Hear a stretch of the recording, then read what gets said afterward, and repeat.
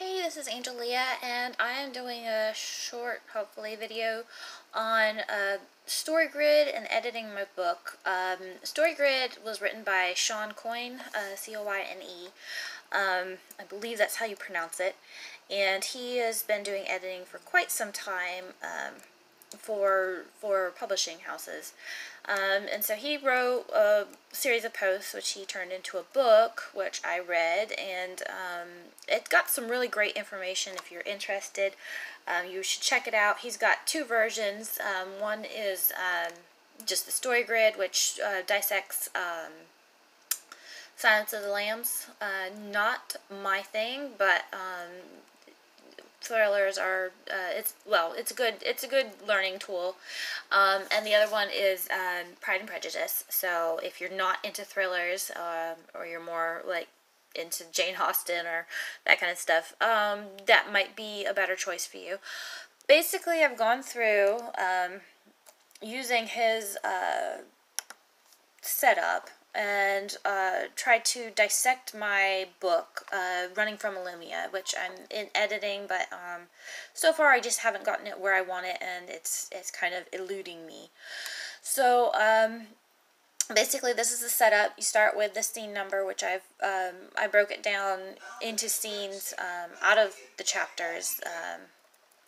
So this is then you take word count to see how much meat is in each scene. The story event, this is basically just a little synopsis of what's going on. Shorthand, it doesn't have to be anything super detailed. I do more detailed stuff when I do final edits, just so I have like an outline when I'm done. Value shift, this is what changes for the main character during the scene, and polarity shift, if they're making a shift from a positive place to a negative place, a negative to a more negative, or negative, or a positive to a more positive.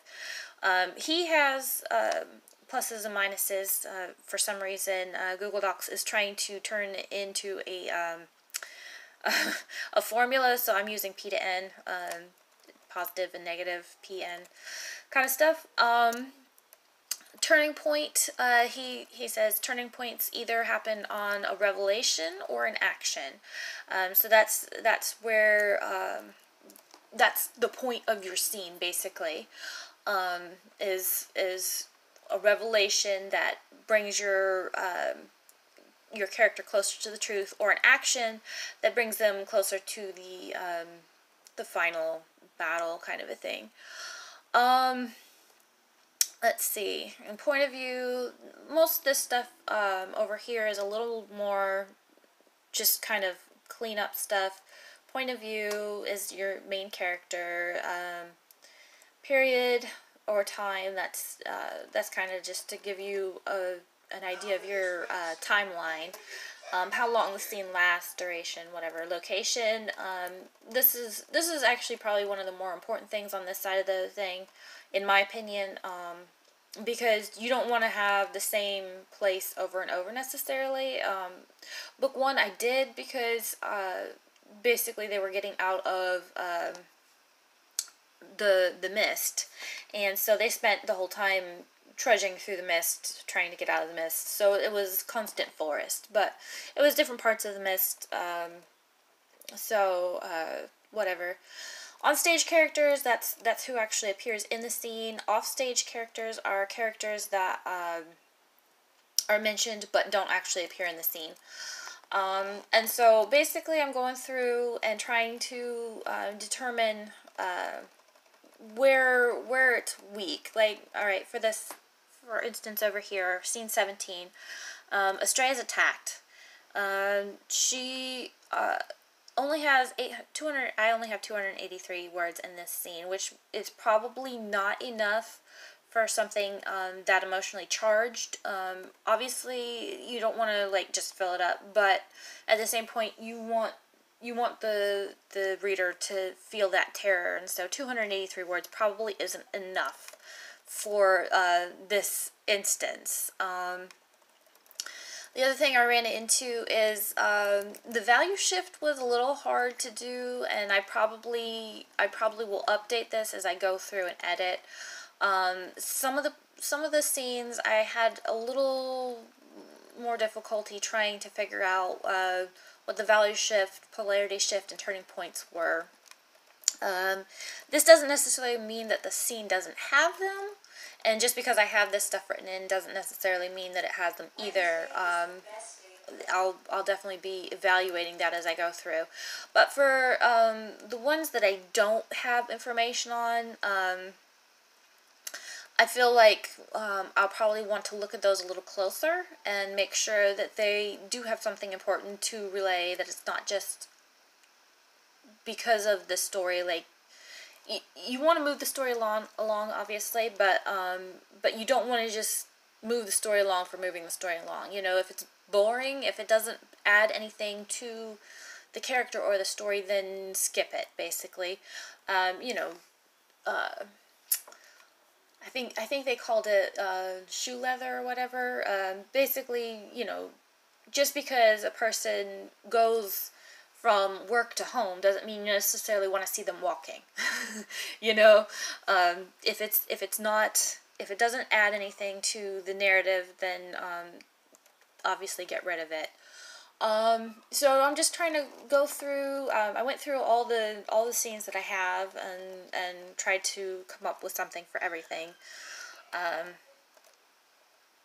And I'll just be using this information to kind of evaluate where things are at, especially as I go through. And then the other thing that you want to do with this method is the fool's cap. And basically this, in my opinion, is kind of a... He talks about sequence and scenes and stuff. Sequence is the natural progression of the story, whereas the scenes are, you know, the actual... things that happen to forward that sequence.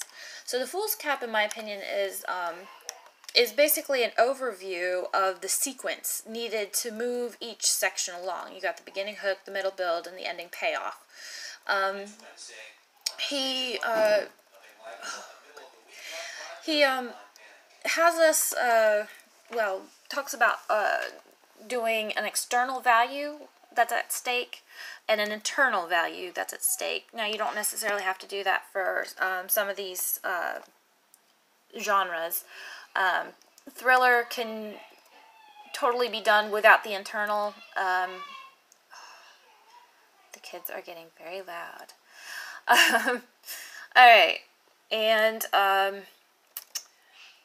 so you want to have a progression there, like this one, internal value, acceptance stems from others, to despair, that, you know, she'll never be accepted, to hope that she will be accepted, to self-confidence, she doesn't need others to be accepted, kind of a thing. So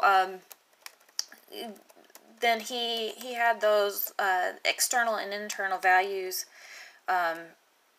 quartered out. All right, so you want to move your character from fear to uncertainty, and acceptance stems from others to despair. And this is real rough. I don't know how he characterizes some of this stuff. Like, for instance, the obligatory scenes and conventions. Obviously, that's going to be different for every genre. That's not something that I'm super aware of, or, you know, how to kind of fit that in. But you want to make sure that, you know, if you feel like a scene is necessary to the story, that's in there. If you feel, you know, you want to mark off where those scenes actually occur.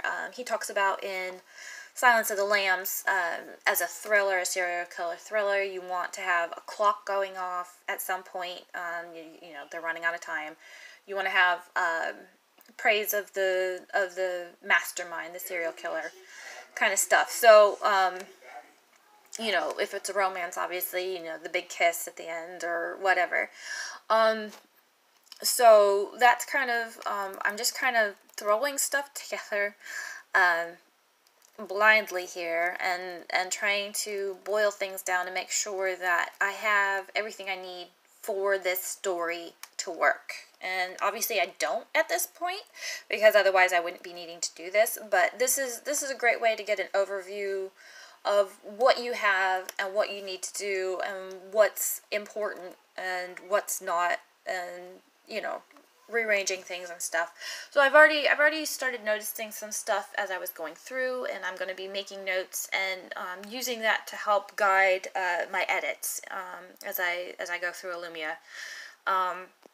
One other thing that I wanted to note, and which I found really interesting, is Sean doesn't list fantasy as a genre. It's a reality. It's a setting. But it's not a genre. In fact, because genre is basically the plot. All right, so if you look at fantasy, I think most of the time you'd find that fantasy is like a quest or a journey. You know, go back to the hero's quest or whatever. I think that's kind of what drives the fantasy genre, but it's not necessarily.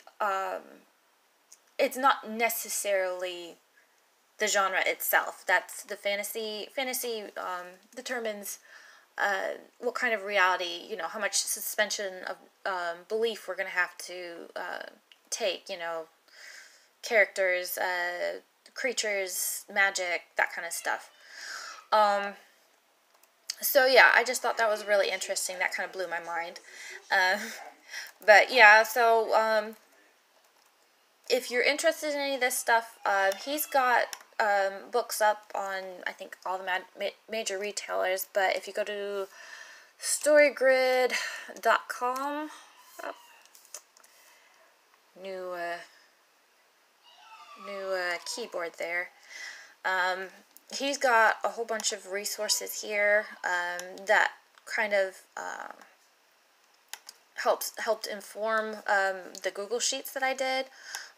He's got the foolscap sheet. He's got, you can see his Silence of the Lambs story grid, the 5-leaf genre clover infographic. That one was particularly interesting because it kind of gives you a better idea of what's expected for each genre, although it doesn't go into real specifics. But that's a good one. Let's see. Yeah, different foolscaps and spreadsheets and stuff. So you can kind of start. Oh, here's the other one that he did. It's a graph. It basically takes all this information and all this information here and turns it into a graph, so you can see how the story fluctuates, and if you're getting a good flow of negative and positive polarity shifts. Because you know, if you're remaining static, like this one, negative to negative, negative, negative to negative, negative, you know, that kind of stuff, if you got too much of that in a row, you're going to end up turning off readers. So you want to have a good flow back and forth, positive and negative. Doesn't have to be perfectly back and forth, but you want to make sure that there's you know, polarity shifts and value shifts in all these scenes, and of course the turning points. So that's it. That's what I've got so far. Hopefully this helps somebody else, and pick up the book. I'll leave links in the comments, in the description.